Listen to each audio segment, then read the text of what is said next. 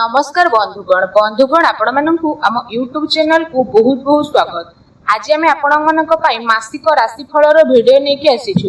ए जो मासिक राशिफल ग्रहंकर चलन और गोचर को नहीं आधारित अटे से आधार में आम आपण कहबू ए मासटी आपणकर किपरि साब्यस्त हेबो ता सहित आपण क्यारियर रे भाग्य रे आपणकर बिजनेस रे प्रेम रे परिवार रे शिक्षा क्षेत्र रे व्यापारिक क्षेत्र रे कौन सब परिवर्तन देखा मिलिबो लव लाइफ आपणकर मैरिज लाइफ रे कौन सब बड़ बड़ परिवर्तन घटिबो कौन अशुभ ग्रहर प्रतिकार पाई आपण माने उपाय करिवे ता सहित वीडियो शेष रे जो प्रतिकार विषय में कहबू जहा को पालन करबा द्वारा आपणक पई ए मासटी अत्यंत शुभमय रे कटि जिवो।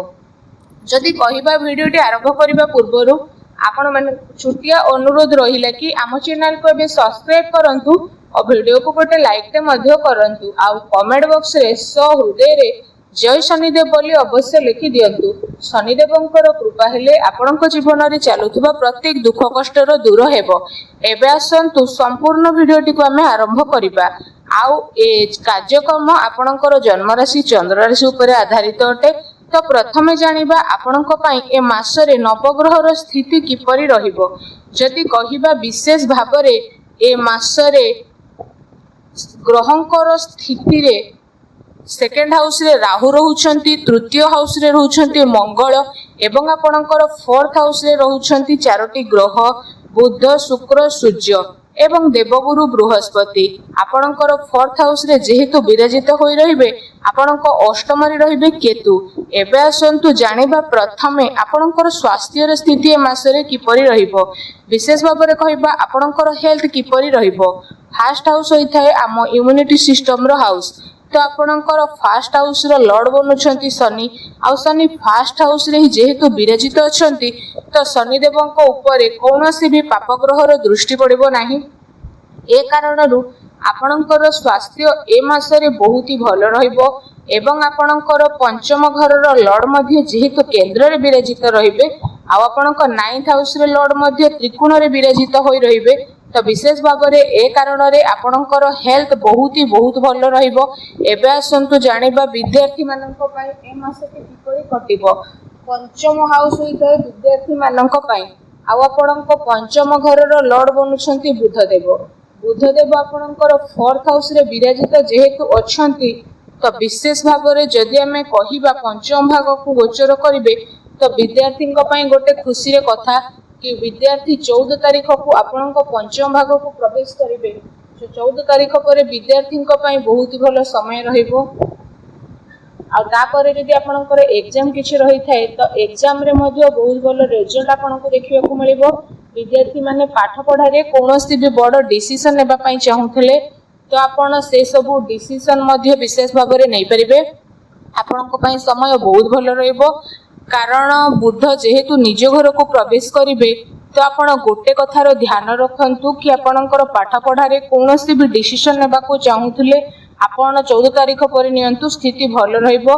एबे आसंतु जानिबा आपणकर लव लाइफ किपरि रहिबो। जदि लव लाइफ विषय रे कहिबा पंचम भाग होई थाए लव लाइफ रो हाउस आ पंचम रो लॉर्ड बुध केंद्र रे फोर्थ हाउस रे रहिबा हेतु जेउ राशि मानकर लव लाइफ रे अछंती सेमानक पई स्थिति बहुत ही भल रहिबो कारण शनि निज राशि रे जेहेतु विराजित रहिबे आ शुक्र मध्ये निज राशि रे रहिबे तो बुध शुक्र निज राशि रे जेहेतु एठी प्रवेश करिवे तो विशेष भाव में जदि हम एठी आपण माननकु कहिबो तो जेबे पंचम रे शुक्र विराजित होइथांती तो से राशि रो व्यक्ति माने पूरा रोमांटिक मोड रे रहिथांती आ आपण माने मध्ये 12 तारीख परे विशेष भाव में रोमांटिक हेकि रहिबे।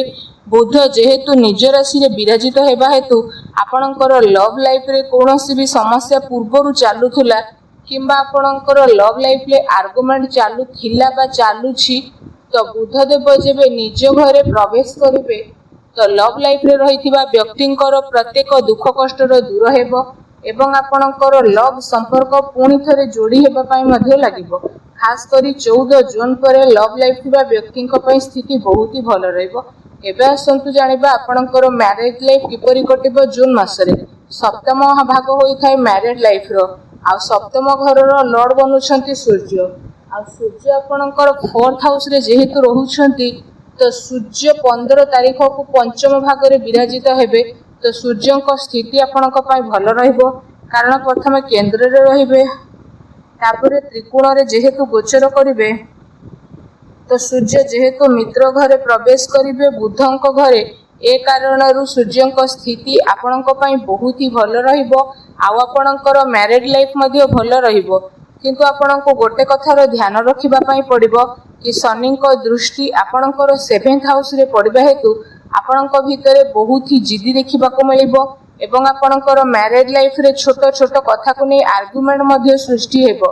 किंतु आ गोटे भल कथा हला कि आपणक मैरिड लाइफ रे कोनोसी भी बड़ समस्या आसीबो नाही कारण सूर्यंक स्थिति जेहेतु बहुत भल रहिबो 4th लॉर्ड शुक्रंक स्थिति बहुत भल रहिबो। तो जदि एठी विशेष भाव में आमे आपण माननकु कहिबो तो राहु 2nd हाउस रे जेहेतु विराजित रहउछंती तो पानी को टिके आपण कंट्रोल रे रखंतु क्रोध रे आसे कि कोनोसी भी डिसीजन नियंतु नाही एवं कथावार्ता करिवा समय रे विशेष सावधानतार सह कथावार्ता करंतु कारण राहु जेहेतु 2nd हाउस रे विराजित अछंती तो बाणी को बिगाड़ी मध्ये पारंती विशेष करी ए कथा को ध्यान रे आपण रखि नियंतु। फ्रेंड्स एबे आसंतु जानिबा सबुठारो महत्वपूर्ण विषय रे आपणकर भाग्य कैरियर एवं व्यापार बिजनेस किपरि रहिबो ए मासरे।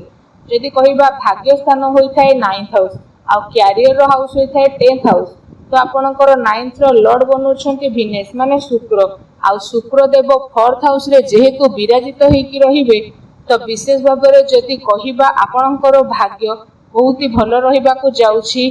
तापरे विशेष भाव रे 9th हाउस जेहेतु आपणकर मजबूत हेबो तो विशेष भाव रे आपणक पई गोटे खुशी कथा आसीबो ए मास आपणक पई भल नुह बहुत ही भल रहिबा को जाउछि कारण ग्रहंकर स्थिति अनुसार आमे एठी पूरा डिटेल्स रे आपणक कहूछु।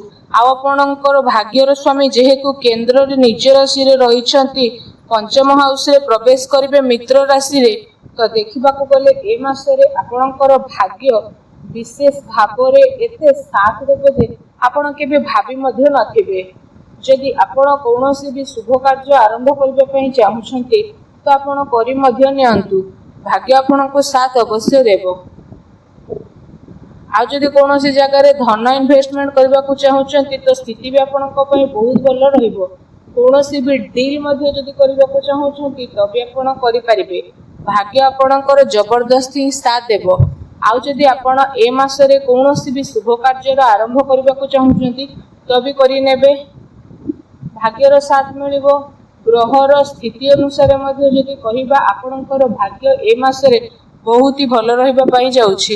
एबे आसंतु जानिबा आपणकर कैरियर विषय रे माने आपणकर कार्य क्षेत्र किपरि ए मास रे रहिबो। आ आपणकर 10th लॉर्ड बनुछंती जेहेतु मंगल तो मंगल निज राशि रे बसिछंती 3rd हाउस रे तो विशेष भाव रे कहिबा 10th हाउस रो कनेक्शन 3rd हाउस रो बनिबो। ए कारणरू ए मास रे आपण जे कोनोसी काम मध्ये करिवे तुरंत करिवे जमा मध्ये लेट करिवे नाही कारण 3rd हाउस होई थाए पराक्रम साहसर हाउस एवं राइटिंग रो हाउस होई थाए 3rd हाउस ता सहित छोट छोट ट्रैवलिंग रो हाउस मध्ये होई थाए। आ गोटे भल कथा हला ट्रैवलिंग रे आपन को बहुत ही भल फायदा मिलिबो एवं आपण ए मास रे जे कोनोसी भी कार्य करिवे निज फायदा पई करिवे एवं आपनकर फायदा पई ए मास रे नुवा रास्ता खोली जिवो आपनक पई। आउ जो माने टेक्निकल लाइन रे अछंती तो सेमानक पई मध्ये स्थिति बहुत ही भल रहइबो। मेडिकल लाइन ले थिबा व्यक्ति मानक पई मध्ये विशेष भाव रे स्थिति भल रहइबो। जो माने लेखा पढ़ा कार्य करूछंती सेमानक पई भी स्थिति भल रहइबो। सबुठारो भल ट्रैवलिंग कार्य रे भल फायदा मिलिबो ए मास रे। कहिबा को गले आपनकर कैरियर ए मास रे मंगलंकर हाथ रे रहिबो आ मंगलंकर स्थिति मध्ये आपनक पई बहुत ही भल रहिबो। एही कारणरू आपनक पई विशेष भाव रे आपनकर कैरियर ए मास रे जबरदस्त रहिबा को जाउची।